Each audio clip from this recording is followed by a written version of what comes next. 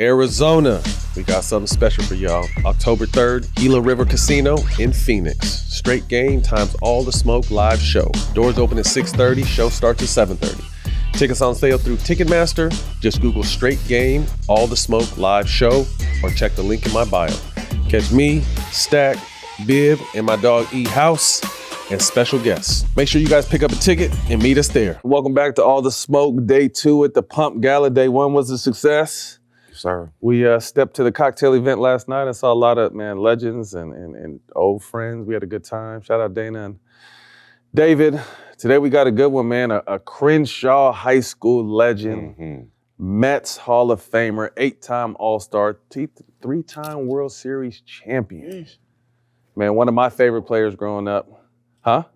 4-time? Yeah, they cheat me on that. Oh, shit. Well, excuse us. We love to be corrected. 4-time champ. How you doing, bro? Yeah, right. Yeah. Come on, man. Man. Welcome to the show, Darryl Strawberry, man. What's up? Appreciate you, man. What's up, fellas? I've been working on this for a long time. I've been working on this for like 3 years, right? I know you have, man. Consistent. I appreciate you. Yeah, I'll check on you too. Every time I wouldn't ask you to come on the show, I was checking on you and checking on the family. We would talk a little bit, but I'm glad we finally got to make it work, man. I appreciate you. You're a real brother, man. Yeah, I appreciate Stay in it. contact and everything, man. so I appreciate that. Man, the past year has been a little hectic for you. You suffered a heart attack. In the past, you've been diagnosed with cancer.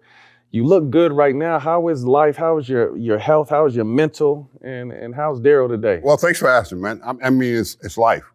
You know, life gonna show up, but are you gonna show up? Right. That's the whole key in this game of life. You know, no one ever said it was gonna be easy. You know, if it was an easy road, we'll all be on the winning side of it all the time. So, you know, growing up in South Central LA, the struggle from there made me understand life as I got older in life and became an adult and had to deal with things. Because when you grow up in the hood, you gotta push through. Yeah. You know, if you don't push through, somebody gonna check you. Yeah, no excuses. And that's what I learned so much, you know, as a kid growing up is, you know, when you get into your life situation when you get older and you start being successful and achieving things, and then you go through things, you go through health problems like later on in life, we're all gonna go through that. Right. You know, it's just a part of it. It's just a part of staying strong through it and walking through it and basically doing what the doctors tell you to do. All right, listen. You got to take your meds. I don't like to listen to the doctors neither. I know he don't. No brother like listening to the doctors. Me? Yeah, you. I am listening to my doctor. I'm sitting back. He trying to box and lift weights. He just had back and spine surgery. Oh no, I've been there too. Back surgery. I get it. Yeah. But he's an athlete, so guess what? We get up. What did you have to kind of change in working out, eating health? Like, what's your day to day now? Nothing. Okay. You know, I ain't just you. Just you. You know, I mean, I worked out for 25 years playing ball. I feel that. So I don't really have to work out anymore. It's not like I got to run to the gym, say I got to stay fit. You know, it's life. Genetics now. Yeah, and you grow up like this, and you know, my body's in great condition. That's the thing about it. When I went in for the heart attack, the doctor said, "Man, you're in great shape." He said most people walk in here when their heart's at 40% like that, they die. You know, so. Did they say what had your heart at 40% capacity? No, I just had a blockage. Okay. You know, I had a blockage. I was running around the country traveling and doing what I do, ministry and stuff like that. And he said I was in heart attack mode for about 5 days. Wow. You know, so, you know, you're just not going to wood the fact that you could be an athlete and keep yourself in shape. You know, like you guys are. Most athletes don't keep themselves in shape after they retire. You know, they just let everything go. I never got to that point of letting everything go. You know, I stayed fit. You know, I eat well. You know, and of course, you know, I rest now. You know, because I'm not out doing the electric slide anymore. That's what they call it. That's what I call it. You know. Let me ask you this: while you out doing your ministry, you seeing a lot of people, taking on a lot of different people's like ups and downs, stuff like that. That can be a lot to put on yourself as well. Oh yeah, it is a lot. You know, but we've been gifted. Yeah. To be able to encourage others because of what we've been through. Because we had to face the adversities of folks always yelling at us. So we had to learn how to deal with that. Can I control myself? Can I deal with it? So it's kind of the same thing. And what I do today is it's very easy for me because I'm used to being around people. I'm used to knowing how to handle, because we had to learn how to handle people because of being athletic. Because everybody always has something to say about me because I was, this, black gifted baseball player. And we were like kind of the first young black baseball players really coming on the scene. The time I was coming into baseball, me and Eric Davis, and we just knew that we was going to play at the highest level, and we believed in that and getting it done, and then getting to the major leagues. So everybody has opinions, right? They're going to always have those opinions about you. So I mean, it's helped me be who I am today when I'm in front of people. But I think what most people fail to realize is, as great athletes, we have great compassion for people, right? Because we know how hard it is to get to where we got and work and become successful at doing it. Everybody always want to snatch it from us, but we worked hard to get there. And so when I deal with people, I just have a lot of compassion for them because I know how difficult it can be. Are you and Eric Davis the same age, around the same age? Yeah, we old men together. So did you guys play against each other in high school? He went to Fremont, I went to Crenshaw. Oh, so you played? Basketball. Oh, okay, hoop. Yeah. What was that? Oh, he hooped too? Yeah, he hooped Okay, too. He told me about it last night. Yeah, I seen him last night. Tell me about Yeah, the ED hoop. was smooth. He had game? He had game. He was point guard. Can you compare him to anybody's game, past or present? As far as the point guard, I would probably say like an Iverson type. Really? Okay. Yeah, Okay. because he could dribble, he could shoot. Can he jump? He could jump, he could score. Oh, let me find out. You have to look back on it. He was over there Told me last night, Fremont. trust me. And He said, trust me. He told me last night. What was your game like? my game was more of like a forward, Okay. playing power forward, great defense and always going to the hoop, and really had this X factor on me, because, how you're in high school. A lot of guys in high school like to talk trash. We like Crenshaw and they like Fremont, Locke, and all those. And they come into the Cougar Den, and we just had to put it on them. Hey, Spence, we're speaking of Crenshaw, man. Happy 40th birthday to Nipsey, man. Today he would have been 40, man. 40. Long Happy live 40th. Nip. Marathon Crenshaw continue. legend. Your jersey, number 18, was retired by the Mets last summer. What did that mean to you? It meant that I really accomplished something. When you think about putting on a jersey and performing all those years, and what does it really mean to the franchise? What does it mean to the people of the city of New York? For me to be able to get to that point where the new ownership comes in and say, this guy here was a big part of this franchise turning around. Because it was the start of me and Doc Gooden as the two young black athletes that came there with the hype. I see most people didn't come in with hype. I came in with all the hype as Ted Williams, Sports Illustrated out of high school. Can I perform? Can I play on the stage here? And I did. I went there and I got busy with it. Right. And Doc did too. He came after me. He was 19, and he came and played on that stage like that and got busy because it's the expectations that comes from the media more than anything else. But as a player, when you go out there and when I ran on the field, I realized, I'm the best player on the field. I mean, me personally, I was always like that because I had an attitude, because like I said, I come from South Central in the ghetto. When you grow up in that, nobody gives you nothing, right? You work for that, and when you have worked hard for that and you finally get there, you know who you are. And that's what it was for me when I finally got there. I started to know who I was, and I started to craft my game. I started to be a master at what I was doing. I started to learn how to, sit on the deck and we didn't have computers like they have today, and they go all looking in the computer. I used to look at the pitcher, I used to look at the catcher and get an idea how they operate and how they move. And I said, this is the part of the game I want to learn, because if I learn this part, I'm going to kill it. And that's what I did. I learned that part of the game. Pete Alonso recently broke your Mets record. Obviously, records are meant to be broken, but he drew some criticism when he says down goes straws. A lot of Mets fans felt like he disrespected you when he did that. How did you personally feel? Well, I'm glad they felt like that. I didn't feel like that. Okay. My career's over. Okay. My number's sitting on top of the stadium. Come on, man. So I don't have anything to prove to anybody. I don't have to voice my opinion to the players today. I think so many people get wrapped up into that of these guys today, and we had our chance, and we did what we had to do. And he's doing it. He broke my record. Of course, the records are meant to be broken. You think about it. I played 8 seasons. I hit 252 home runs. Had I stuck another 8 seasons, I would hit another 200, 300 home runs, probably there.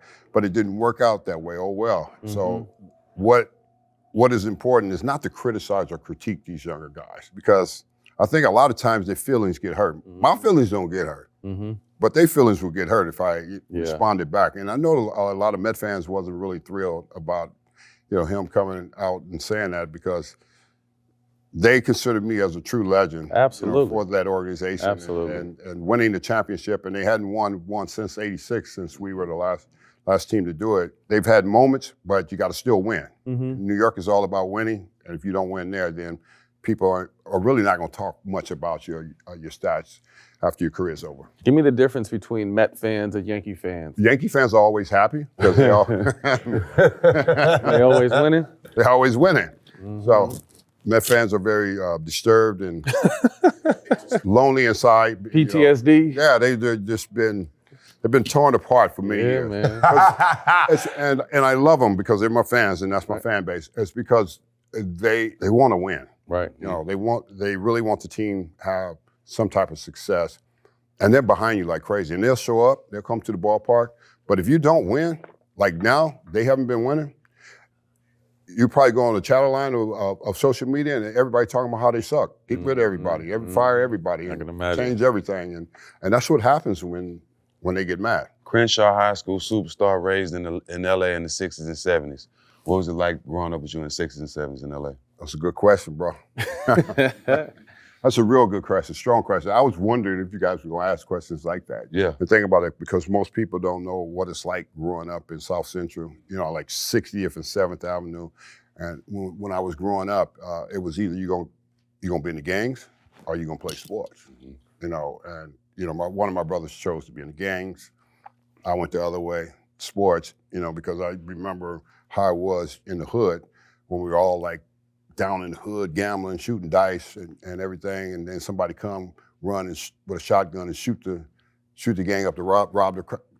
Everybody get hit with buckshot. Everybody get hit with buckshot, but he didn't have buckshots in it. But he shot where fire came out, and that was the last time I ever went around there, because I realized right there, you gonna get killed around here, over us sitting on the street lights shooting craps and trying to win, and it's from the own neighborhood that people that do that stuff. So I realized I didn't want to be a part of that anymore. So I shifted and went the other way and started playing sports. And then I remember what it was really like going to Crenshaw when we had a homecoming day one day. Then I had a guy that I knew from my neighborhood from the 60s named Greg. He started fighting with the trays there, and we're standing there in homecoming, he's about to jump off, and boom, he gets hit with a hammer in his heart, and he's, it's a hole in his heart now. He dies right there, on the high school ground. And that's when it was trouble. That's when the 60s and the trays started clashing and started shooting. And I used to have to come home from basketball practice. When I hit Slauson Avenue and came across Slauson, I had to start jogging home, after practice, because everybody was shooting in every neighborhood, so it wasn't safe. So that's what it was really like. It was some real challenges in those neighborhoods growing up, and you had to figure out and you had to navigate yourself through those ways around there during that time, because they didn't really care who you were. Even if you were someone that was probably playing sports at Crenshaw, you lived in that neighborhood, and it was like they could take your life, just like that. And a lot of people didn't even know I grew up under all that, but I'm glad I grew up under all that, because it made me tough. It made me appreciate life. What neighborhood you grew up in? On 60th and 7th Avenue, right by Slauson and Crenshaw Boulevard. Yeah. 60. So I was like deep right in the neighborhood where all the young guys started to have this tug of war against, the Bloods, the Crips, make a decision. I mean, I made a decision, I'm gonna stick with sports. And which was cool because, all the guys that was in the gang, they used to be like, you cannot mess with Strawberry. I was about to say that. So they did give you that protection. It was like, he's Crenshaw High, he's balling, he's playing basketball, baseball. That area you cannot touch. You cannot touch that guy. You can touch other people, but you can't touch him. That's the way they were. They were very, very protective. It's not like that no more. Huh? It's not like that no more. I know it's not like that. Well, because most people are not from those neighborhoods. They don't grow up in those neighborhoods. Yeah. They might come from a different place, but they never grew up in that atmosphere. And that's what the neighborhoods used to be like. Everybody had everybody back. Everybody knew everybody. Everybody knew everybody. Yeah, and everybody was down with everybody and cool with everybody. No matter what those guys were doing, they were still my family. Right. Because I knew all of them. And they realized that, I wasn't going in that direction that he wanted to play sports. So they would always come to the games and say, he's our hero, he's our neighborhood hero, and which was really cool because when you get that support from your neighborhood, it means a lot. That means the most. Yeah, more than anything. Star forward in Crenshaw High basketball team. 1980. A lot of people don't know about your hoop skills, so go on, give it to us. Yeah, they really don't know about it.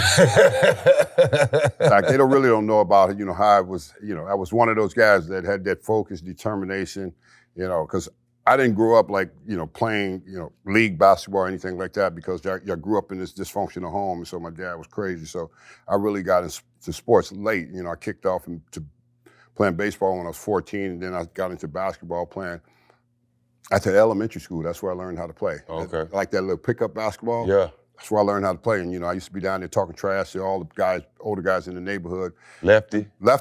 Balling, dunking on them. You remember how rims wasn't that high, so you dunk on them at the elementary school, and I was talking trash to them. They were like, Ronnie, you better tell your little punk brother to shut up, But it was really cool, and I learned how to play there, man. And then I went to Crenshaw, and then I played football my first year in high school, and I was quarterback, and they wanted me to, prepare me for quarterbacking, because I really thought I was Kenny Stabler. I was the snake because I was left-handed. Lefty not too? a lot of people. Yep. They were like, why don't you come to the basketball court? I got hit. Well, in football, I got hit. I got blindsided one time playing quarterback, and I said, okay.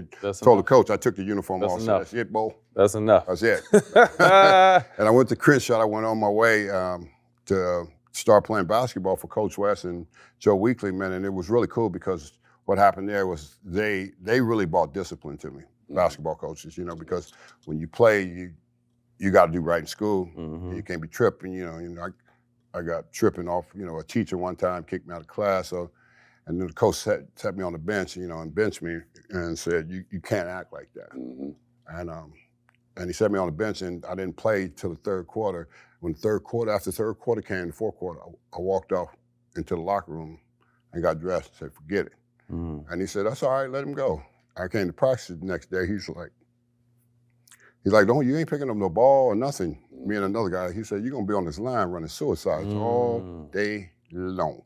We was on that running suicides all day long. And my buddy was talking about quitting. I was like, "No, man, you can't quit, man. You can't give up. That's the easy way out." So I just kind of pushed through all that and learned through that and got that discipline and went on to learn how to play. And man, it was really cool. It was really good because LA City has always been about competition. Yep. Between everybody, all the different schools, Dorsey High, Locke, Fremont, Crenshaw. Uni and Hamilton wasn't no competition. Westchester wasn't either, so they wasn't in the race back then when we were playing. Must be your school, huh, G? Sports Illustrated called you the Black Ted Williams early on. And you said you played basketball. Were you just that much of a stud in baseball that you just had to throw a basketball out the way? I did. I mean, I realized that from my coach, my high school baseball coach, because in my junior year in baseball, we played at Dodger Stadium, the city championship, against Granada Hills, against John Elway now. We lost to them in the championship at Dodger Stadium, 1979. So I come back in 80 and I'm playing basketball, and my coach is always, baseball coach, I'm wondering, why is he at all my basketball games? Because he said he was always cringing, the fact that I might go up and dunk on somebody and get hurt. Mm-hmm. And I didn't know. He said all these scouts had been calling him and all these programs of school had been calling him. And they were talking about, he's like the next Willie McCovey. And I was like, man, I'm only 18. What are you talking about? But you said you didn't start playing baseball till you were 14? 14. Damn. So you got, so you started pretty much your freshman year, and by the time you were in your senior year, by the time I got to my senior year, I walked out after the basketball. We won the city championship. We went to state. We lost to state in Oakland in the tournament up there. Came back one day of practice. First day was baseball season. And my first day out there, it was packed with like 50 scouts. I was like, man, who they here to see? And coach said, they're here to see you. I was like, oh, wow. I punched out 3 times. So I was like, oh, man, they come to see me. I wasn't even ready for baseball. So, and I had to I had to get back into baseball shape after being in basketball that whole year. And I got it going. And by the time the season was over, they were like, you're probably going to be in the first 2-3 picks of the draft. Wow. Yeah. So that was really cool. What's it like being the number 1 pick at 18? It was just the wrong time. I only got 200,000 then. but now they get $10 million.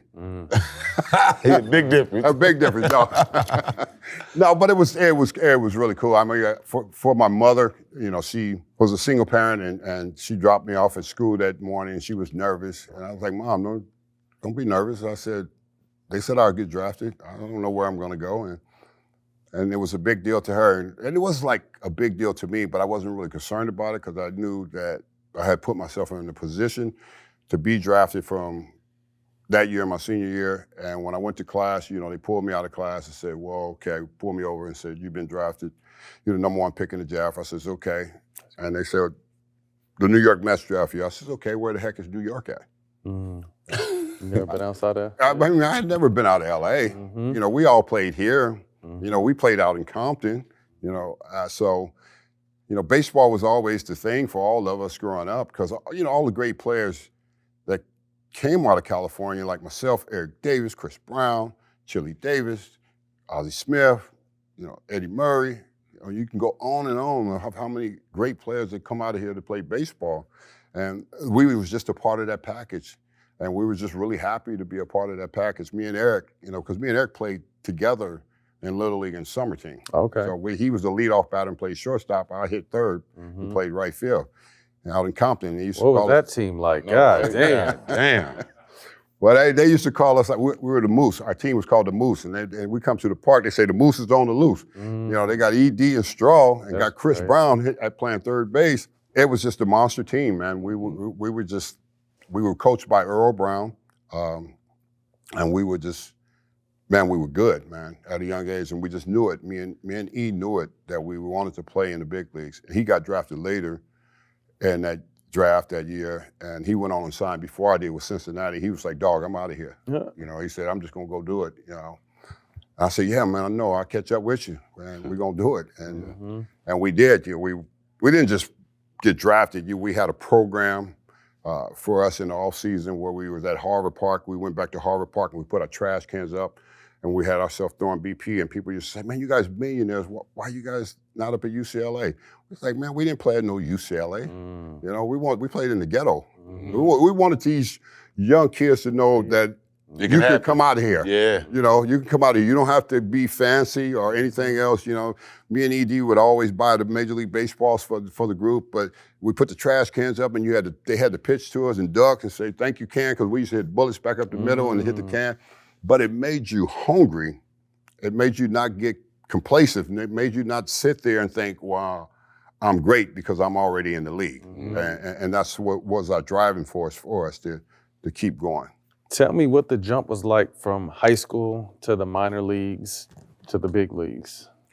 Well, I'm glad you asked that. That's a really good question because 3 different levels. yeah, it is 3 different levels. And when you jump from high school, you used to being a star.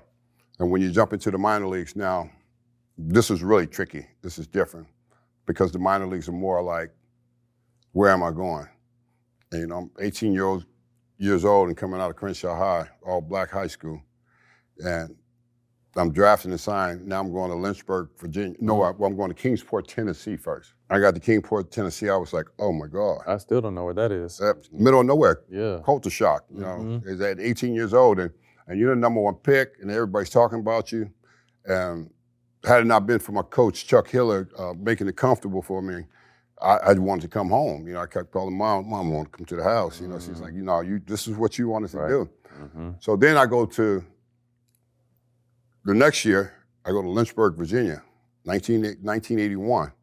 Now, Lynchburg, Virginia is in the middle of where Liberty University, all that kind of, middle of nowhere. So I get there and I'm playing there. And now I got to go through these racial things with people in the crowd of the home ballpark that I'm playing in, calling me boy, calling me nigga, say N-word, and say, well, you're not that good, you know? And my coach was like, don't look up there, they ignorant, you know, because I knew he was thinking, man, this kid gonna go up there with his Louisville slugger, and he's gonna eliminate some folks up there. Eliminate.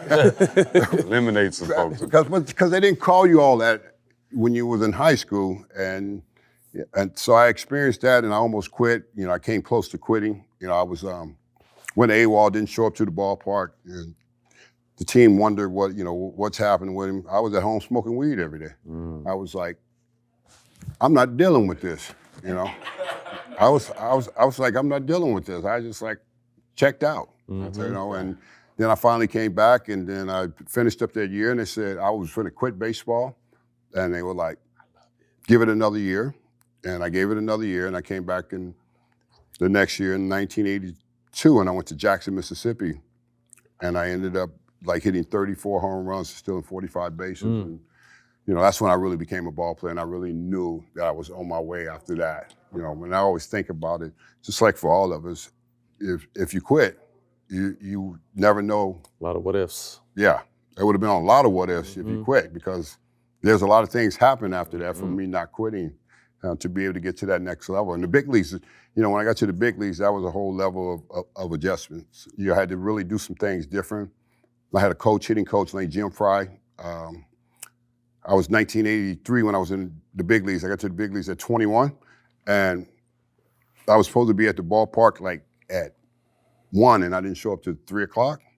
And he got in my face. He says, I'm never going to wait for you again. If you want to be great at what you're doing here, you'll be at this ballpark early every day. That was learning how to be a professional. Exactly. Yeah. That's what he taught me. Yeah. Right there. It wasn't about the talent. He goes, you got the talent. Had that already. Yeah, you got the talent. He was like, but you have to learn what this is all about, you know, and that's what I had to do because I was going to the ballpark and it wasn't just about working out all the time. We was like just sit in the dugout and you look at the stadium. He says, look at the stadium. He's like, now you can own this.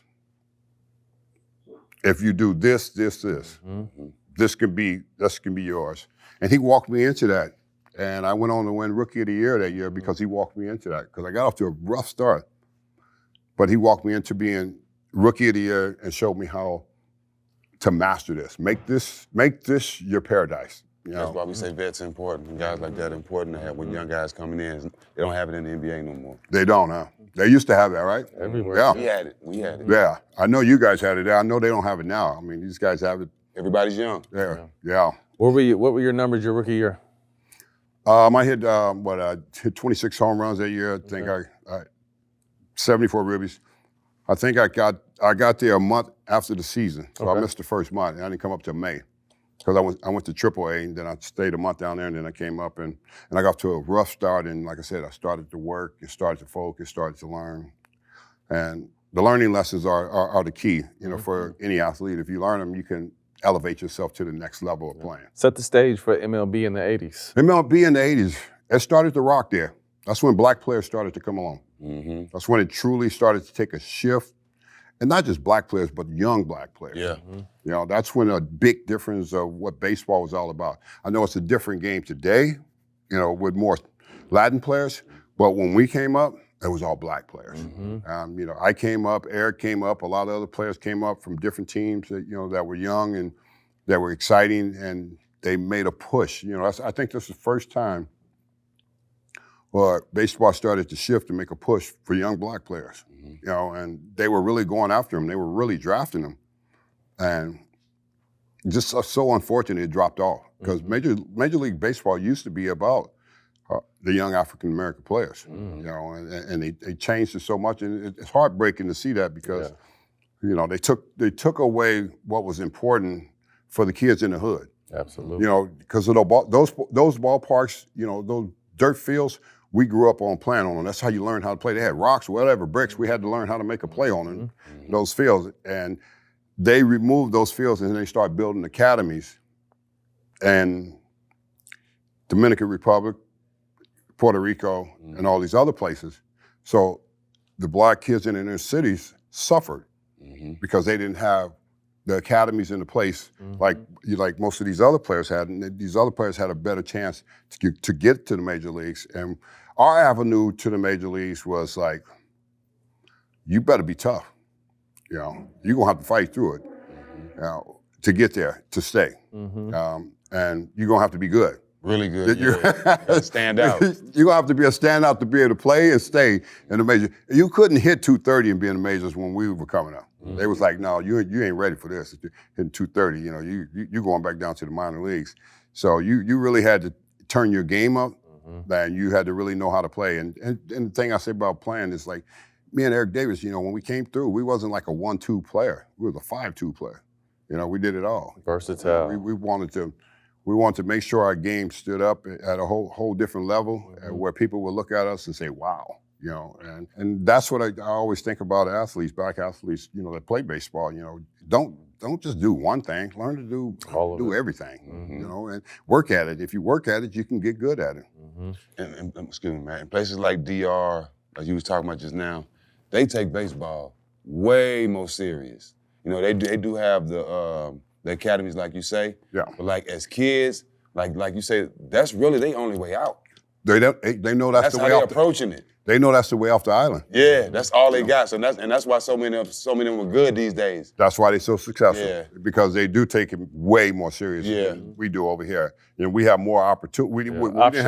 We have more stuff, but we don't have the opportunity like they do. So they build academies over there. So what they join the academies like when they 12, 13 years old, because they don't have anything else to do. So they train them up, to be ball players and everything like that. They tell them, if you want to get off this island, baseball is your way off this island. Yeah, and they doing it too. Hey, man, Well, they killing it. They making the most money now. Yeah. I mean, you're looking Major League Baseball as the Latinos who are the top players in the game of baseball. I saw some on Instagram not too long ago where there was an old man flicking bottle caps to a little Latin boy, and he was smacking that shit, but flicking bottle caps, bro, not wiffle balls or bottle caps, and wah. I was like, oh, That's shit. impressive. That's the old school way. Yep. That's the way you train them up and give them hand-eye coordination. Yep. This episode is sponsored by DraftKings Pick 6, my go-to for the football season. Whether you're a seasoned pro or just wanting to add some extra thrill to the games, DraftKings Pick 6 is the place to be. I've teamed up with DraftKings Pick 6, and they got something cooking for y'all. Right now, new DraftKings customers play just $5 on their first pick set and will get $50 in bonus picks. Sounds good, right? Download the Pick 6 app today and get started using my promo code SMOKE. DraftKings, the crown is yours.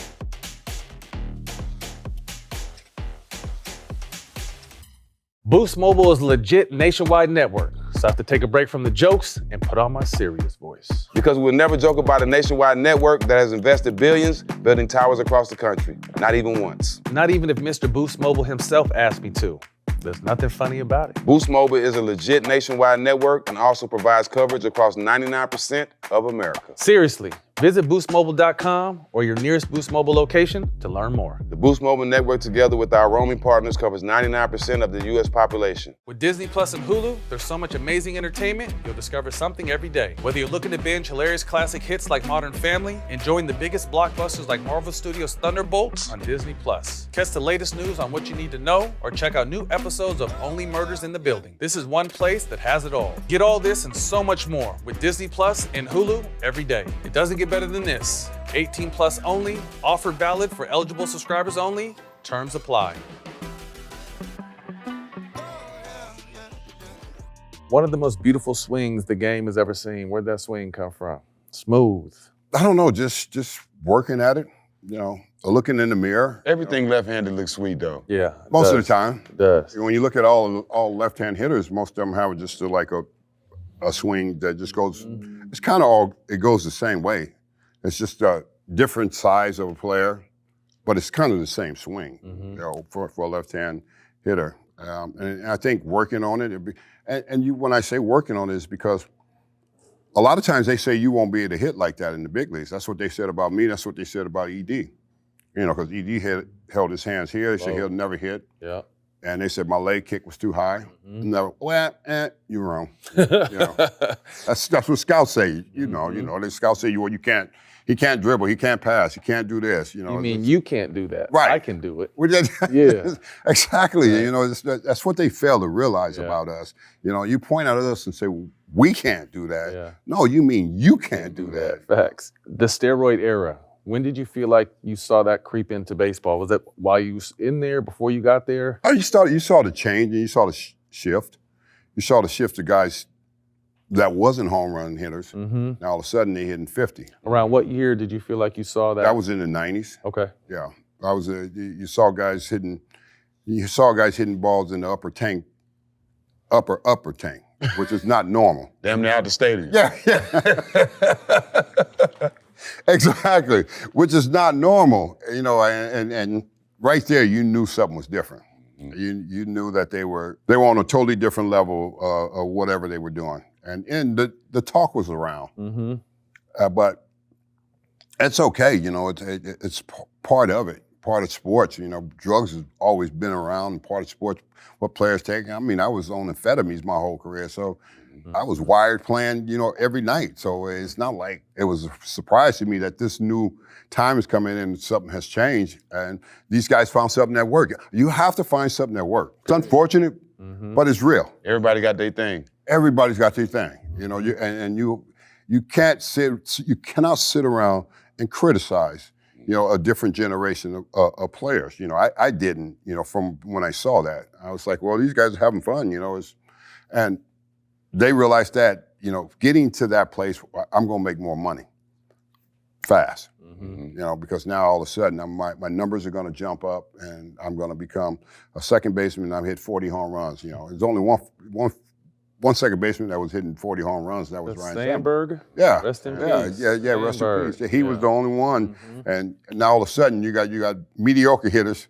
They dropping 40, 45. So being on drugs during your career, like what did it, because I know I smoked weed before I played, and it allowed me to, first of all, take a good nap, wake up, study film, focus, and then lock in on, I was guarding the best players in the world every single night. Like what did playing on whatever you were playing on do for you? It was amphetamines. I didn't play on the hard drugs. Hard drugs was on off the field. The nightlife and party, and you get into that. And the girls' drug. That was after the games. Oh yeah, that was after the game. The hard drugs. It was just a lifestyle. It was the '80s. It was there. Nobody was complaining about it. Right.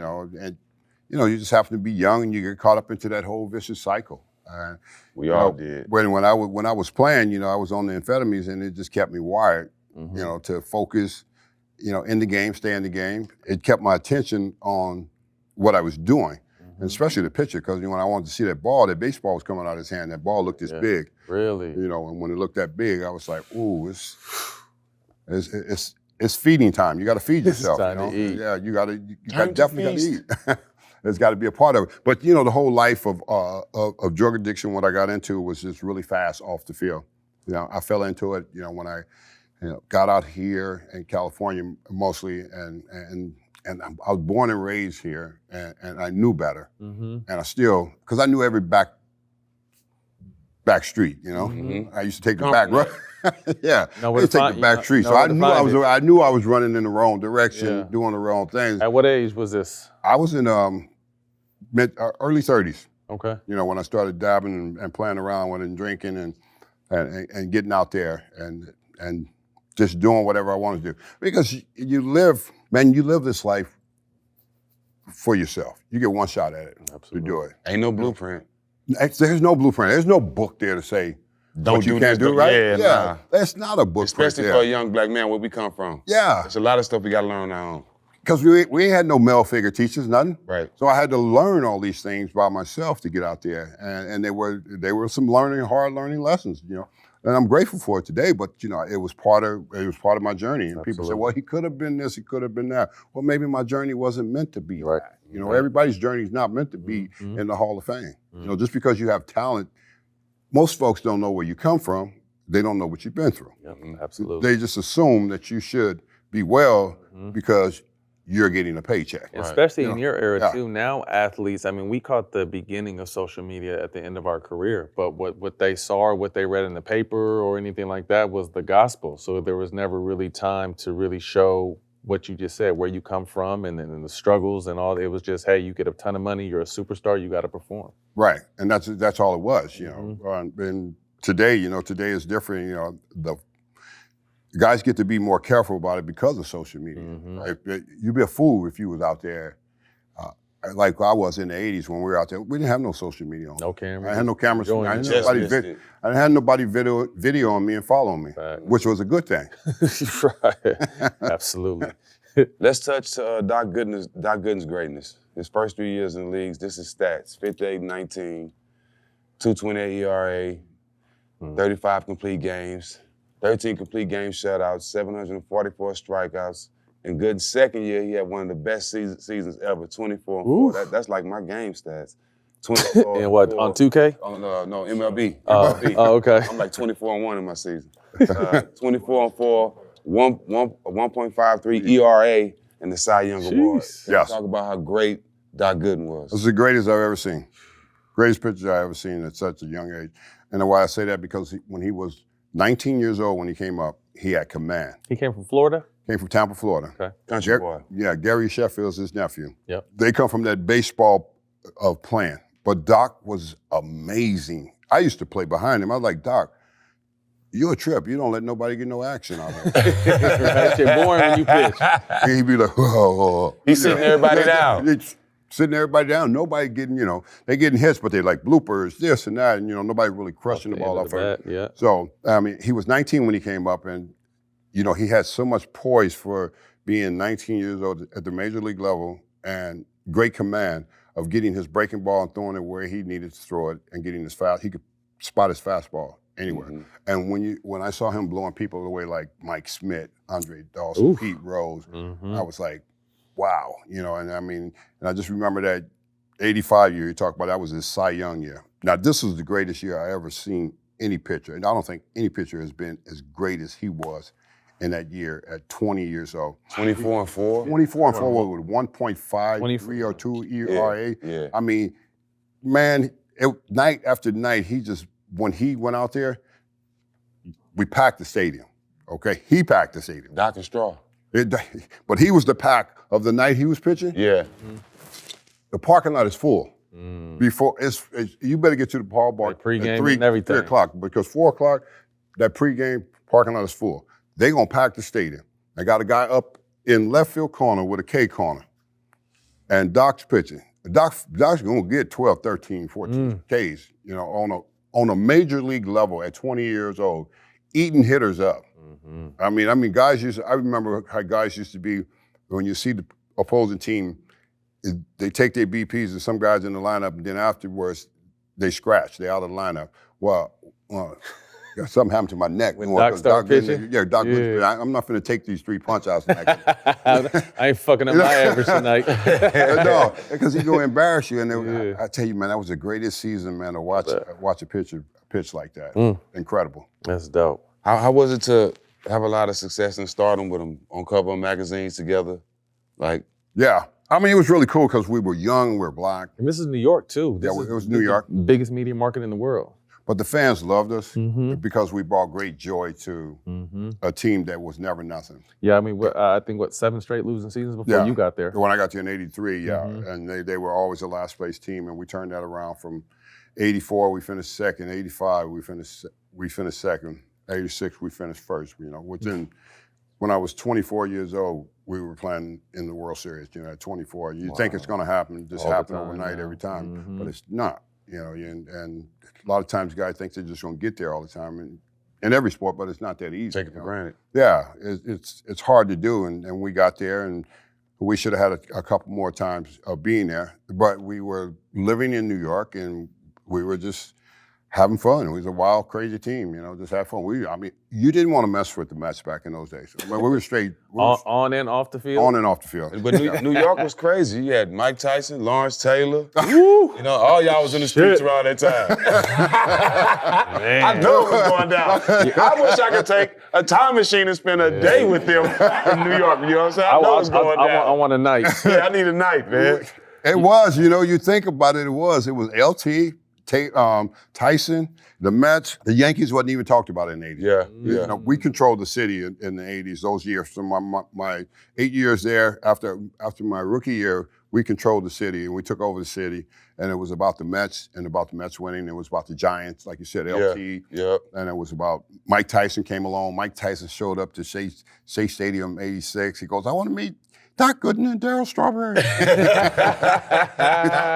So he came and we met him. He wasn't even the heavyweight champion at that time. Really? He was still young. Yeah, he was still young, and he was talking about being the heavyweight champion. That's like when you see that picture of him getting ready to punch Doc. That Yeah. was 86 that he came to see us. Wow. And he Oh, right here. Yeah. that picture right there. Look how young he look, man. Young Mike. He about 19. I was like, Doc, go ahead. Well, he was I was like, champ at Doc, go ahead and 19. throw He your might be punch younger. now. You said you were gonna knock him out, Doc. I was telling Doc to throw his punch. Doc at him. had the baby wet, dry curl. Doc had a It was curl on the too. way. It was Yeah. on the Greasy. way. He said his shit was greasy. You just saw when he was pitching and how he was sweating and the curls and the grease just come off of it, man. Low-key, y'all probably was Mike's idols, like during this time. Like you said, 2 black baseball players Yeah. at the time. Y'all was the North Young. Stars. Young, and that's what Young. Mike came to see. He was like, man, I got to go see these guys. You got any off the field stories you could tell with Mike or LT? Not really. I mean, LT was, I didn't see Mike a lot Okay. in the city, but we saw LT at every party. Yeah. Uh-huh. Yeah. Yeah. That's what LT said. He had it no other way. L say he didn't want it no other way. He was with everybody, you know. Mm-hmm. But LT was the man of New York City. Mm. And everywhere he went, it was just like LT, because he had a big LT lightning rod earring. the earring, right yeah. there. And when you saw LT, everybody just there's Lawrence Taylor, one of a kind, and he was one of a kind. He was very special, but at the same time, he wasn't over the top. He was really cool. Yeah, You know what I'm saying? Down to earth. Like we all play together in the same city, and it's like we one big family because we're all here in New York City playing. Absolutely. When I say this name, Keith Hernandez, what comes to mind? I love Keith. Yeah, I had my battles with him, of course, because he had said something to the press about my contract negotiation and spring training, and I just kind of went after him. I was like a hood rat. It's like, why are you talking about somebody else? Yeah, mind your Meal. business. Yeah, So, but I loved him because he taught me so much how to play the game. He taught me how to hit left-hand pitching, and showed me what to do. And I went on and I hit 20 home runs off of left-hand pitching. Was he a leader? Well, he was a great leader. Yeah. He was very intense. His leadership skills were phenomenal because we were all young. And he had already been in the big leagues. He played in St. Louis. He had already won a championship, won an MVP. And so with him coming over to the Mets, he really helped us because we were like young players, and he helped the young pitching staff. He helped us elevate our game to the next level. I know he helped me elevate my game to the next level because when he taught me how to hit left-hand pitching, it's like if the guy is not throwing hard enough, get up in the box so you can catch it before it breaks. If a guy throwing hard, get deep in the box so you can let the ball get deeper, and then you can hit the ball the other way. And that meant so much to me. That's the game right there. I never heard that. I never heard nothing like that. Yeah, that's the first time hearing something like that. Yeah, that's what I'm saying. He was. Nah, they don't show that on the game. So now you could take that advice though. Yeah. Yeah. Yeah, it was great advice, man. And if you listen to some guys like that, then you become more productive at doing what you're doing. You already have the skills to do what you do, but you listen to a guy like that they've been there. knows how to do it. Man. He's been there and done it, man. Yeah. And man, I was like, man, wow. All sports miss that. I'm trying to stress that to our fans. This 86 World Series team was loaded. Gary Carter, Keith Hernandez, both top 5 in MVP voting. Lenny Dykstra, Mookie Wilson, Kevin Mitchell. Pitching staff was tough. Doc, Ron Darling, Bob Ojeda, Yeah. Sid Fernandez, all top 10 in Cy Young voting. A loaded team. I just like saying his name. Who? Ron Darling. He was the darling because he went to Yale University. So he was like always smarter than everybody else, because he's a Yale grad. And so he's like, Talk to me about that team. that was an incredible team, incredible group of guys who loved and cared for each other. That's why y'all won. That's why we won. That's what was so special about it, because we had lost the year before against the Cardinals in '85, and we had won 98 games that year. And our last game in St. Louis, I remember '85, our locker room was quiet after the season was over, and we just felt like we're coming back with the same group of guys, but we felt like nobody's gonna ever put their foot on our neck again. We're never gonna let that happen again. And we came into '86 that year, and our first day in spring training, Davey Johnson goes, we gonna win it all. And we just kind of looked around and thought to ourselves, yeah, we gonna win it all. And we got off to a slow start, and then the media was like, yeah, right, they're gonna win it all. And we just took off. And when we took off, we didn't look back. And the thing about us as you didn't want to mess with us because we were gonna put these on you here. It was real. It was real with this team here. I'm talking the '86 Mets, not all the other teams. Yeah. You know, because we had guys like Kevin Mitchell. I was about to say, from what San was Diego. Kevin Mitchell like? Oh my! What Oh, was there you Kevin go. Mitchell like? He used to have a go-to when he played for the Giants. That shit was cold. Remember he had the one-handed yeah. bare hand? But Mitch was something else, man. Because every time we got in the fight, we always had to look for Mitch because he would always have somebody in the chokehold. and he's straight trying to kill him because he had one guy in Pittsburgh, Sammy Khalid. He's like, Mitch, let him go. Mitch like, no, I'm gonna kill this. He had him locked up, and it's like, you gotta let him go, Mitch. You know, but he was a part of it. You know, he was a part of everything that we did. You know, as far as the team and the players, we all had each other back because you know, if we went out in the group because we knew that people were gonna like be trying to, you know, pick at us. So, you know, players went out in group, and then when they got into trouble, you know, they got in the group fight. Like in Houston, they got in the group fight in the bar, and they got arrested. And the secretary called me, and he goes, Straw, he goes, good thing you in bed. He was like, what happened? He was like, your boys got arrested. I was like, damn, I missed it. I was thinking to myself like that. I said, what happened? He said they got into a fight in the bar. And I was like, wow, man, I hope they didn't get hurt because those are your boys, you know. Yeah. You know, they're gonna be there for you, you know, through it all. Because, you know, when I used to charge them out and I couldn't get to them, You knew someone else. they got to them. Yeah. You know. By the way, did they you know what I'm saying? did they get to play the next day?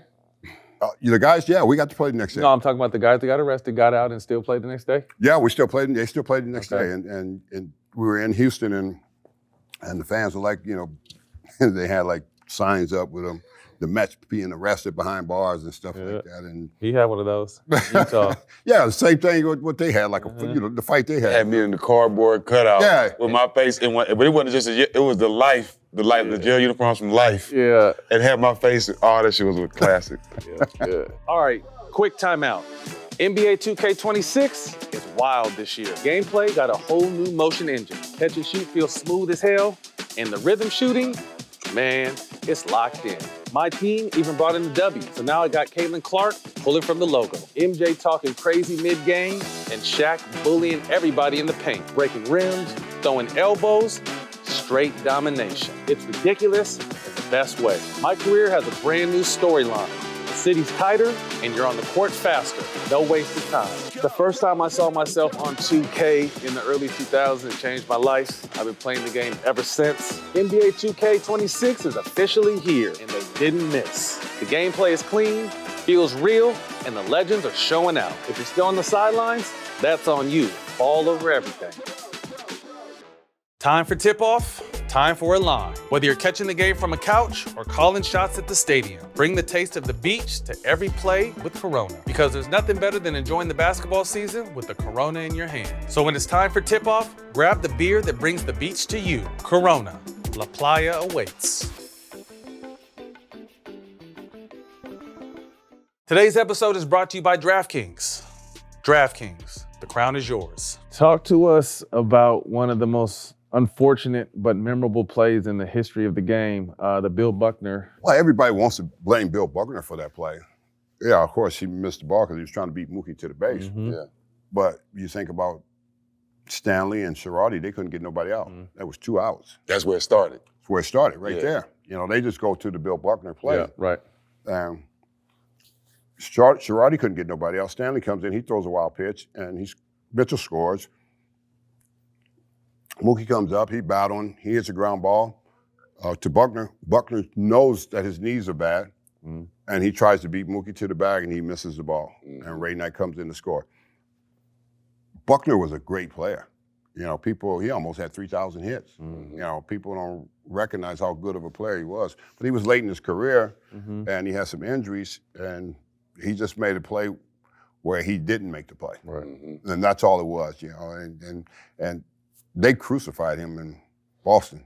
You know, he couldn't even go back there. He couldn't even stay there and live there. I wouldn't want to live there anyway, in Boston. You know, those people there, man, was something else, you know, for the way they treated him and his family and everything. And it was really sad. Yeah. And then they finally, after they won, they were like, okay, we forgive you.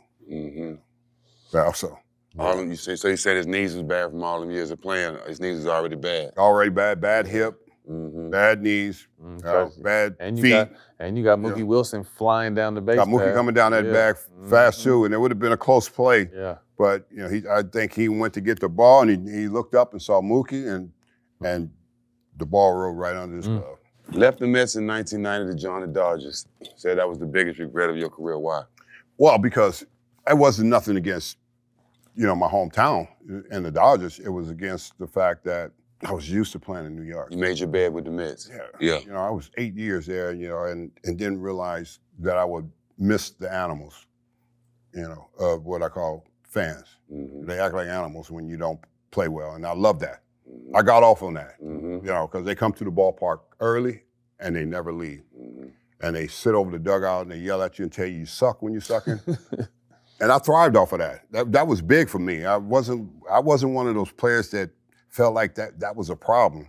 I was like, I suck? I was like, man, I'm finna hit 2 off the scoreboard. I remember Debo, Darryl Boston, he was like, came over and was playing with us. I remember he said, what you gonna do tonight, Straw? Man, I said, man, I'm gonna hit 2 off the scoreboard. They're gonna call me out for curtain calls. I ain't coming out for no curtain calls. I'm going down in the tunnel and smoke me a heater. Smoke me a heater. And smoke me a heater. Did that happen? That's my new one. Yes. That's my new one. Yes. That's our new one. We're gonna smoke us a heater after work. That's a new one. But it also happened. He did it. I used to do it all the time. Go down there, first that bam, off the scoreboard. They stand on their feet. I'm down there puffing. Newports. Gonna smoke me a heater. Yeah. He say, what you gonna do now? I said, I'm gonna hit another one. Bam, I hit another one. He said, you going out curtain call? I was like, man, I'm going out here and puff me. They tripping. They were born just a minute ago. And that was part of what I miss. Sometimes players have to play in places where it drives them. Yeah. And I was just one of those particular type of players. New York fans really drive me. They make me go. Can you talk about your deferred money contract? You was one of the first ones to do it, actually still getting payments from the Mets. Now you got teams like the Dodgers abusing it. He said abusing it. Yeah, deferred was a big thing back then, when I signed the contract. Because when I signed the contract, it was 1984 after my rookie year. Signed 8-year and deferred money and put it away. Which is a great idea. Yeah, which is a great idea because if you don't, you young. Come on, man, you're gonna be running through them dollars. You're gonna be buying everything, cars and another car just to have another car. Living, exactly. And I did all that, and I realized that if I hadn't done that, I would have never had that there, for myself. And it was a big part of my agent doing that for me because when you're young, you don't know about finance. And you're not thinking 20 years from now. You're not thinking afterwards, once you're done, where am I? What's going to happen? What's next? And I think I was sitting in that place just like mostly everybody. But now the way they deferred money, they're going to be paying players forever. Yeah. For a long time. And you started it. And they can. They are franchises can do that because of they're never going out of business. Right. So they're going to always be able to have money in, money coming in, money going out, money coming in. So you got a chance to play 1 year with Barry. Yes. How was that? Barry's the greatest player I ever seen. I saw Barry when he first came out with the Pirates. Never seen nobody like that. I was like, wow. Who's this guy? A little skinny kid they got Pittsburgh. He turns a 95-mile-per-hour fastball, Doc Gooden around, hit it out of the ballpark. I said, man, he's special. Then I saw him play. I was like, there's nobody like that. And I mean nobody. I don't care how many players have played this game. There's never been a player like Barry Bonds. Like Barry Bonds. Never. Boy can do everything good. And he'll let you know it, which was great because I know and understand why he was like that. And, the media didn't know and understand why he was like that. But it was like that because they treated his father bad. And his father was a great player. And he never got the credit for, the kind of player he was. See, a lot of times, what people don't understand is black players never get the credit for how good they really are and what they do. Because, the media always want to make it out of, well, you should. You make it look so easy. This is not easy what you're doing. I mean, this is hard what we're doing, you know, out there on the ball field and trying to be a complete player. And that's what Bobby Bonds was, and that's what Barry Bonds was. Barry took right after his father, being a complete player, playing the game of baseball. I have never seen nobody ever that good. From the second you step in the batter's box, tell me what's going through your mind. Well, I'm gonna get two good pitches.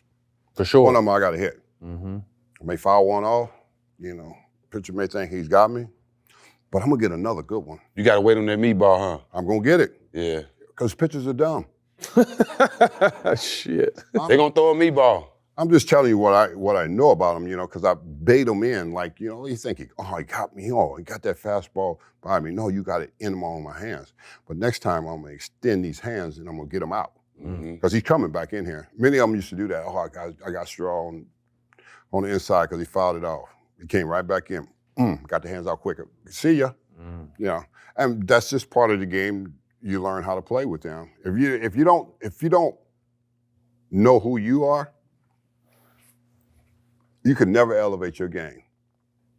If you don't know who you are when you're facing somebody that think they got you. Because if you don't, he's gonna get you. Because it's already hard enough to do. But I had that. Got to have that mindset of you can't beat me, you know, and that's what I did. I had that before I even stepped in the batter's box. I'd be on the on-deck circle, and check this out. Well, a lot of people don't know how the game, I learned how the game was good. I'm on the on-deck circle. I'm watching the catcher move in and out. Because, see, when he moves in, it's fastball in. When he moves away, it's fastball away. When he sits in the middle of the plate, breaking ball. So when I get up to the plate, I don't have to look back. I can feel him moving, and I know where the pitch is coming. I know he's coming in. I can feel him when he moves in, because you know how the catcher. You notice how the catcher, he's always looking up at the hitter. But I never had to peek, you know, because I knew by you feeling the feel that I got from you, you're gonna move. And when you move, if it's away, oh, I got you. I mean, that's a fastball away. You can't throw a breaking ball away. The only time he sets up in the middle of the play is when it's off speed. So that was always fun. I like that. So I want to have one more question about that. So you're saying when they throwing inside, you want to get your bat out early? Get my hands through. Yeah, okay. I just got to get my hands through the zone. The bat's gonna come. Yeah. It's all about your hands when you there, and if you don't get your hands through and they're dragging like that, jam you. You're gonna foul it or you're gonna jam it. Yeah. But if I can get those hands through, the bat's coming and it's gonna take care of business. Fat part. Okay. First thing that comes to mind about about these players and situations. You won a World Series with Jeter in '96, his rookie year. Thoughts on that team and him, his first year? Jeter was incredible. Incredible teammate. Was he getting donuts and shit as a rookie? Rookie duties? No, I mean he didn't have to do rookie. Yeah, not Derek Jeter. No, he sure Not Derek Jeter. He did. I mean, because he rolled in there and he was so cool and so good, man. I mean, and he was just one of those players that had it. Okay, because everybody didn't like him and everybody wanted to criticize, but he wasn't that good. Man, you play for the New York Yankees. You're the shortstop of the best team in baseball. Who cares if they don't like you? And people used to say things. I used to think to myself, man, Derek, I don't know how you don't come back and say something about it. 'Cause I was like, man, fools say something to me. Like, man, I was all up in their face, and I don't care if teammates or not, you know. But he wouldn't be that guy. He wasn't that guy. He just let it go. And he just went out there and played every day, man, and he became like just a solid player and became the captain of the Yankees. What I love about him is he kept his life private. Man, that boy has some women. Boy. Bad boy. Lord, I ain't mad at him. Yeah. Bad boy. Yeah, that's what I'm saying. But he kept his business out of the paper. You know, and he didn't let nobody know anything about him, and that was a good thing about him. And he was smart. He waited till his career was at the end and decided, well, now, you know, let me settle down and let me get married and let me have a family. So, I mean, he did it the right way. Smart move. George Steinbrenner, how instrumental was he for you? Oh, the boss was incredible. I mean, he loved his players. The media was always negative, saying things about people.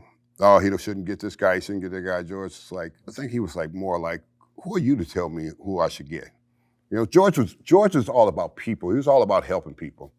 You know, I think he probably knew a lot about people that struggle with different things, and he just had great compassion for that. You know, and the media never wanted to give him credit for that because, you know, he was helping this guy, helping that guy. This guy had a problem. This guy had a drug problem. You're helping him. Why is he helping these guys? Most of the people in ownership and stuff like that, and people in front office would turn their back and look the other way. And a lot of people complained about him, you know, when I was going to the Yankees, and he was like, "Man, screw you guys. This guy's a New York guy here. You know, he's coming here and he's going to play for the Yankees. He's going to play for me." So I was always grateful for him and his family and what they did for me and my family. Mariano Rivera. Mo, couldn't hit him. Couldn't figure him out, huh? Nobody. And he only had one pitch, a cutter. And he threw it like 95, and when it came across that plate, it may look like it's straight on television, but when that hitter's up there, that ball's not straight. That ball's cutting like that. It's cutting on your hand. And that's a hard pitch to hit when it's coming in that fast and it's got great movement like that, because guys couldn't get the head out. You know, he sawing off bats. Another bat sawed off. So he was lights out.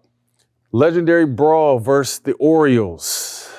Came off the top steps of the dugout with a flying punch. You remember that situation? Armando Benitez. Do I remember it? Yeah, we're pretty crazy. Yeah, it's like, we're the Yankees, man. When you play in New York, you better either stand up or people are gonna and try to push you over. And Benitez hit Martinez in the back after Bernie just went home run, and then we got into the brawl and we was all in there, man. I was in the dugout fighting, man. It was like crazy, man. I got hit. Somebody busted me in my face. Check it out. You got to, but you know you gonna get hit in these brawls. You know, This is why you got to keep your peripheral. you got to keep moving, you know. But I hit and I fell in the dugout. Now I get hit in the dugout. Now we going brawl. He caught me off guard, but you know what? Great hit. Yeah. But I didn't fall out. Now you got a good one in right here. Watch this. I came across, but I fell in the dugout. See, and I was right there, and I'm standing up, and he hit me, and we went at it, and it was on. Was that the dude that was someone else that hit you, right? Yeah. Yeah. Because I was like, fell in the dugout, and I was coming back up. And Luckily you landed on your feet, though. Yeah. he like, bam. I was like, okay, yeah, that's good right there. Landed a That's good one. good. Yeah. It's part of it when you're in fights. Game, teamwork, make the dream work. Real quick before we get to quick hitters, obviously substance abuse was an issue throughout your career, or at some part of your career. How did you manage that and was still out there every day as a pro? I guess because of a life, you know, like I said before, growing up. And when you grow up, like where I come from, you know that you have a window of chance and opportunity, and you make the best out of it. You don't let anything destroy that for you. Even though it was destroying me, I still didn't let it destroy the fact that I can go out there and perform. You know, and that was a great thing. Like I said, from where I come from, is when you come from those areas, man, you got to be tough. I mean, I think a lot of people talk about it. Stephen, I mean, he comes from that. You come from those areas, man. You cannot be in between. Right. You got to know that you know, regardless of what, that I can still get up and do what I need to do. As hard as it is, but we do it. And I think that all comes around from, you know, the area I come from and school and all the things that I had been through. When was enough for you? When did you seek help? Was it one day just stop? Was it God? It was a long journey, you know. I mean, I ended up in a Florida State prison with a T-169 because of addiction down there in Florida, messing around in Florida in the South. And they were talking about I was a menace to society. The judge was like, no, he has a drug problem. He ain't killed nobody. Right. You know, what are you talking about? People have drug problems are ill. You know, it doesn't mean that they're bad people. Right. Half the people in that courtroom got their own thing they do. Everybody, yeah. They just hide it better. Right, yeah, exactly. That's it. That's all it is. They just hide it better because you do know that when you've been around it and you learn and you see, they have the same kind of Everybody problems. got their thing. Everybody, they got some of them got the same problems. People in high places got the same problem. You know, they could be CEO of a company. Yeah. They've got the same kind of problem. They just, like you said, they hide it better. And you know, when you're on the spotlight and you're in professional sports, they're gonna hammer you. Yep. They're gonna put you on the spotlight, and they're gonna keep that beam on you until they destroy you. Right. Because that's their whole purpose is to destroy you. Cold game. Yeah, it is. Quick hitters, first thing to come to mind, let us know. Smartest pitcher you ever faced? Best pitcher I ever faced was Nolan Ryan. Ooh. Okay. Nolan. Was old school. He had a different demeanor. A big old country boy. He'd be standing on that mound. His legs this big, his shoulders this big, and he'd be like looking at you like, you better get in the box. You know, I ain't playing. And if you didn't get in the box and you dig in, he'd be like, you better not dig in either. He had this look like, don't dig in, get in the box. Because if you dig in, he's coming right up under your chin. He don't care who you are. Old school baseball. He was old school baseball. He's like Bob Gibson, Tom Seaver. Those guys like pitch up and in on you and get you off that plate. Yeah, Robin Ventura learned the hard way. He sure. Who's the GOAT? Who's the GOAT in baseball? Barry Bonds. Barry Bonds. Yeah, no doubt. One album you can listen to on repeat. Oh, one album? George Clinton. Funkadelic. Funkadelics? Yeah. Can't go wrong with that. We grew up with that. I mean, I grew up with that in high school. Rank them. Jordan, Kobe, Bron. Rank them? Jordan, Kobe, LeBron. Yeah. Yeah. Childhood crush. Know you had one, especially in New York at 18 with that bag. I know you had one.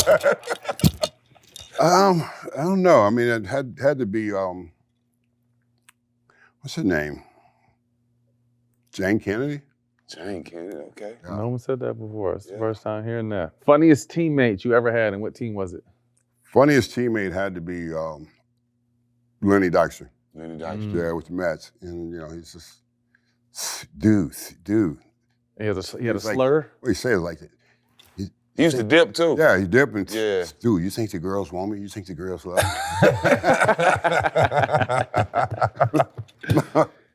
I was like, yeah, dude, they love you. I love Lenny it. Dykstra. If you could see one guest on our show, who would it be? But You have to help us get your answer on the show. One guest on your show. Oh, my. Who would that be? No, I don't know. Probably like to see, I would like to see Derek Jeter come on you guys' show. ooh, that'd be fire. Yes. Yeah. Yes. I would. That'd be so. We definitely welcome Derek Jeter.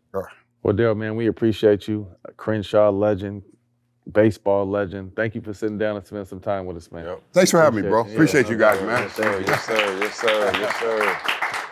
That's a wrap. Darryl Strawberry, you can catch us on All the Smoke YouTube and the DraftKings Network. We'll see y'all next week.